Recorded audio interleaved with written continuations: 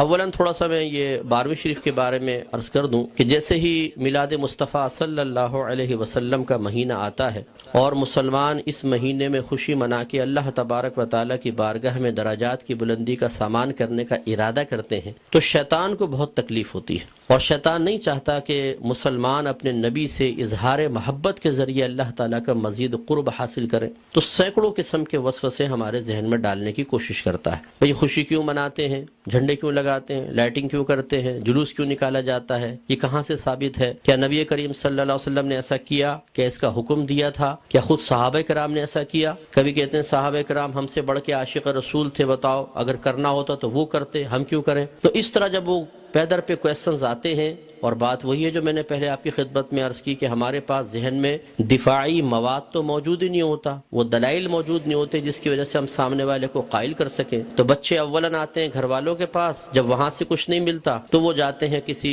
مسجد وغیرہ میں، بعض اوقات وہاں پہ بھی لفٹ نہیں کرائی جاتی۔ تو پھر آج کل علم حاصل کرنے کا سب سے پاورفل ذریعہ ہے سوشل میڈیا، پھر جا کے بیٹھ جاتے ہیں سوشل میڈیا پہ، اور وہاں پہ ہر طرح کا جاہل ترین آدمی بیٹھا ہوا ہے جس کو دین کی الف بے بھی نہیں آتی، اور معذرت کے ساتھ میں لفظ کہوں گا اس کو استنجا کرنا آتا نہیں ہے، اور وہ وہاں بیٹھا ہوا قرآن حدیث کے دلائل دے رہا ہے، اور پھر وہ الٹے سیدھے دلائل پڑھنے کے بعد تو اور انسان کا ذہن گڑبڑ ہو جاتا ہے۔ تو کچھ باتیں بس میں اس کے بارے میں عرض کر کے پھر اپنے بیان کی طرف آؤں گا۔ دیکھیں، میلاد مصطفیٰ صلی اللہ علیہ وسلم کی لغوی بحث کو چھوڑ کر ہم اس لفظ کو بولتے ہیں چند افعال و اعمال کے مجموعے پر کہ یہ میلاد مصطفیٰ منا رہے ہیں، مثلا اس میں کھانا کھلانا، سرکار کے فضائل بیان کرنا، نعت خوانی کی محافل ہیں، جھنڈے لگانا، لائٹنگ کرنا، جلوس نکالنا، ان تمام چیزوں کے مجموعے کا نام رکھ دیا جاتا ہے میلاد مصطفیٰ، کہ یہ میلاد مصطفیٰ منا رہے ہیں۔ اور اگر دیکھا جائے تو اصل میں سرکار کی ولادت پاک کی خوشی ہم منا رہے ہوتے ہیں، اس کے لیے طریقہ اختیار کرتے ہیں، تو ان تمام کو کہہ دیتے ہیں جی میلاد کی محفل ہو رہی ہے، میلاد مصطفیٰ منا رہے ہیں۔ تو پہلی بات تو یہ کہ خوشی منانا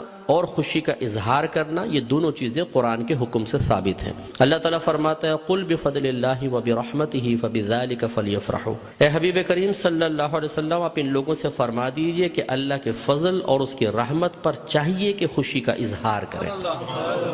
کہنے والا کون ہے؟ اللہ تبارک و تعالی۔ اور اگر میں آپ سے پوچھوں کہ اللہ کا سب سے بڑا ہم پر کیا گیا فضل کیا ہے اور اس کی نازل کردہ رحمت کیا ہے، تو ہر مسلمان بے اختیار کہے گا کہ ہمارے نبی کریم صلی اللہ علیہ وسلم سب سے بڑا اللہ کا فضل، سب سے بڑی اللہ کی رحمت کہ ہمارے سرکار کے قدموں سے ہمیں قرآن ملا ہے، ایمان ملا ہے، حتیٰ کہ اللہ تبارک و تعالیٰ نے اپنی معرفت بھی اس وقت تک چھپا کر رکھی جب تک اپنے حبیب کو ظاہر کرنے کا ارادہ نہ فرمایا۔ حبیب کو ظاہر کیا اور پھر اپنی معرفت ہم تک پہنچائی، تو ہم نے تو اپنے نبی کے ذریعے سب کچھ پایا، تو آپ سے بڑھ کر فضل اور رحمت اور کیا ہوگا؟ اور خود اللہ تعالیٰ فرما رہا ہے کہ مسلمانوں کو چاہیے، اے حبیب ان سے فرمائیے۔ یقینی سی بات ہے کہ کافر کو تو مکلف نہیں بنایا جا رہا نا، مخاطب مسلمان ہی ہوں گے، کہ مسلمانوں سے کہیے کہ اللہ کے فضل اور اس کی رحمت پر چاہیے کہ خوشی کا اظہار کر۔ اور دوسری آیت میں فرمایا وَأَمَّا بِنِعْمَةِ رَبِّكَ فَحَدِّثْ، اور اپنے رب کی نعمت کا خوب چرچا کرو۔ حدث تحدیث سے نکلا ہے، تحدیث کا مطلب ہوتا ہے اللہ تعالیٰ کی کسی عطا کردہ نعمت کو کسی کے سامنے ظاہر کرنا، چاہے وہ قول سے ہو، جیسے ہم کہتے ہیں جی اللہ کا بڑا فضل ہے بونڈ لگ گیا، اللہ کا بڑا فضل ہے مکان بنا لیا، اللہ کا بڑا فضل ہے میرے بیٹے کی شادی ہو گئی، یہ ہم نعمت کا اعتراف اور اظہار کر رہے ہوتے ہیں۔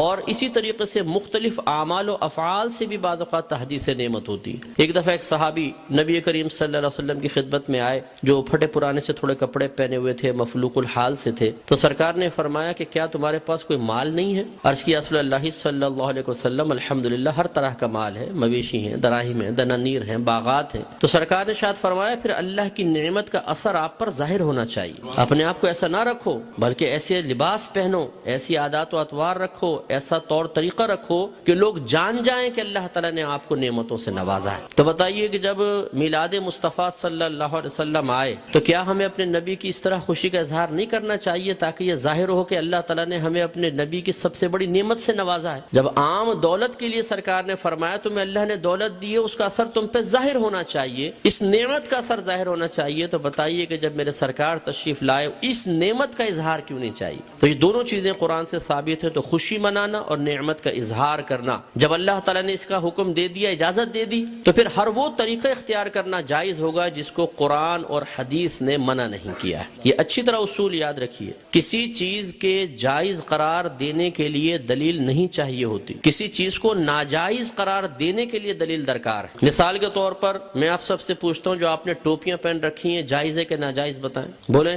لائیں، ثابت کریں قرآن و حدیث۔ حضرت ثابت کریں کہ ایسی ہری پٹی نیچے اور اوپر سفید ہو، قرآن حدیث سے ثابت کریں۔ کر سکتے ہیں آپ؟ تو آپ کہیں گے بھی قرآن و حدیث سے اگر میں ثابت نہیں کر سکتا تم یہ بتاؤ کہ یہ جائز ہے ناجائز؟ اگر کہتے ہو ناجائز تم ثابت کر دو، میں نہیں پہنوں گا۔ اس طرح آپ نے چشمے پہنے ہوئے ہیں، آپ اس وقت رات کے تقریباً 9:30 بجے یہاں بیٹھ کر بیان سن رہے ہیں، لائٹنگ ہوئی ہے، یہ پکی چھت کے نیچے آپ بیٹھے ہوئے ہیں، میں مائک پہ بیان کر رہا ہوں، آپ اس کو سن رہے ہیں اسپیکر کے ذریعے، تو کیا یہ سب قرآن و حدیث سے ثابت ہے؟ یقینی سی بات ہے کہ نہیں۔ لیکن کیا یہ منع ہے؟ جب منع نہیں ہے تو پھر جائز ہے۔ یہ پہلا اصول یاد رکھیے گا۔ تو اگر کوئی آپ سے کہتا ہے کہ میلاد مصطفیٰ جائز ہے، آپ کہیں بالکل جائز ہے، وہ کہے قرآن و حدیث سے ثابت کرو، آپ کہیں کہ چلو میں بعد میں بولتا ہوں، پہلے تم یہ بتاؤ کہ ناجائز ہے کہ یس، تو تم ثابت کرو۔ کوئی ایک آیت لا کر ایسی بتائیں، کوئی حدیث جس میں اللہ یا رسول نے فرمایا ہو کہ میلاد مصطفیٰ نہ مناؤ، اور جب اللہ تعالیٰ اس کے رسول منع نہ کر رہے ہوں تو پھر آپ اور میں کون ہوتے ہیں منع کرنے والے؟ بعض کہتے ہیں کہ جی سرکار نے ایسا نہیں کیا، صحابہ کرام نے نہیں کیا، نہ اس کا حکم دیا۔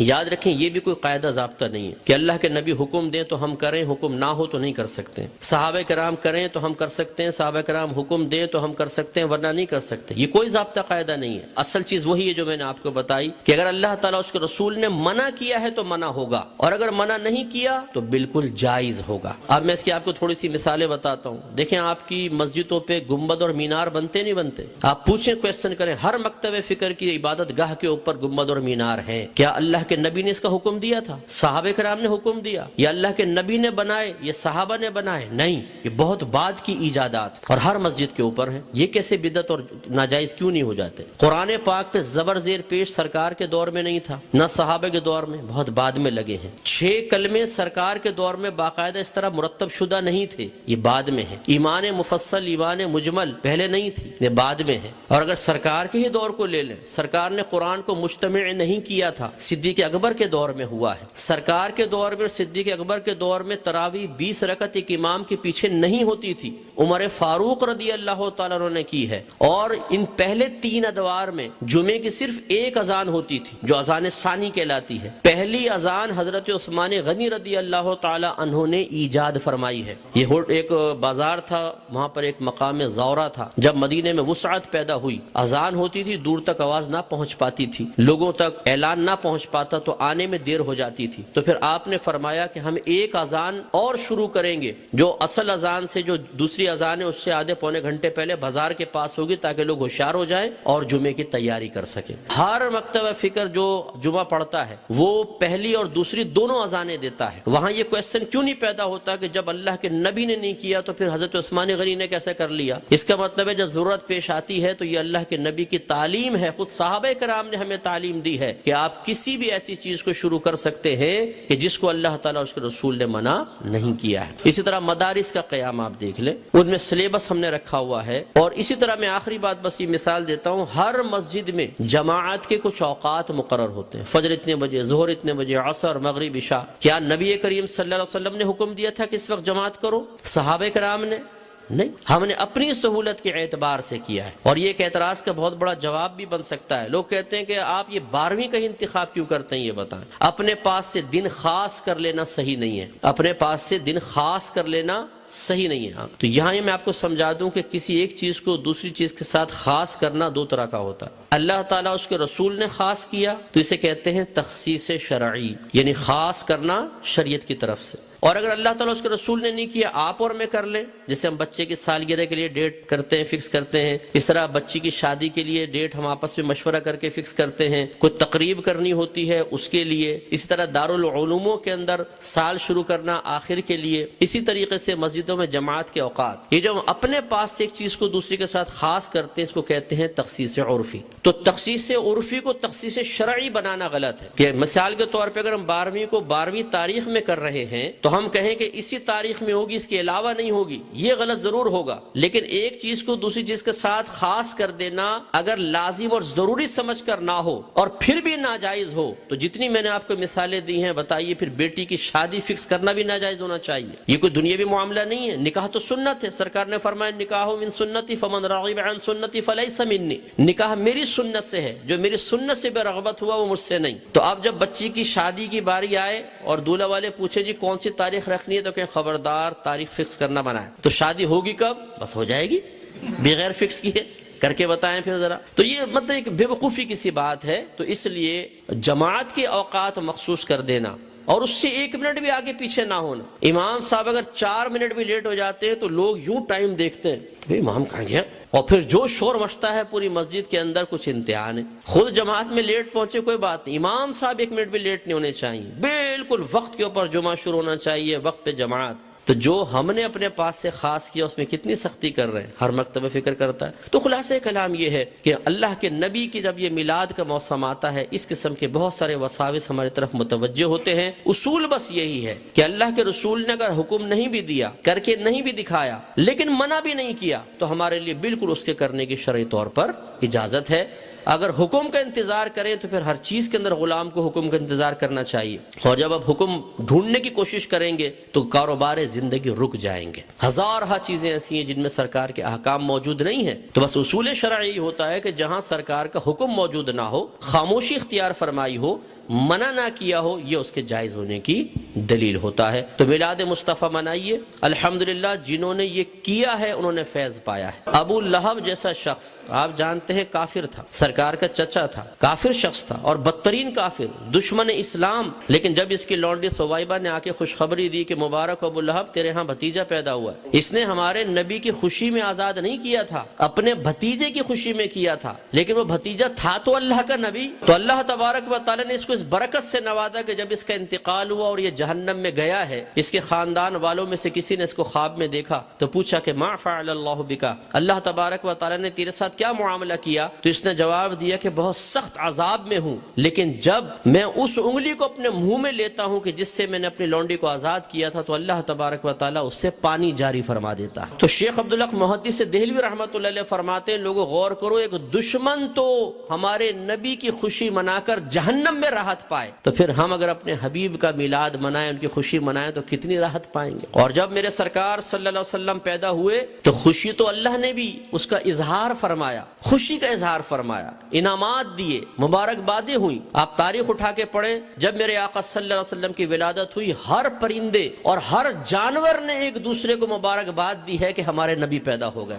فرشتے ایک دوسرے کو مبارکباد دے رہے تھے، حدیثوں کے اندر موجود ہے، فرشتے مبارکباد دے رہے تھے. اور اس زمانے میں جتنی حاملہ عورتیں تھیں اللہ تبارک و تعالی نے سب کو بیٹوں سے نوازا.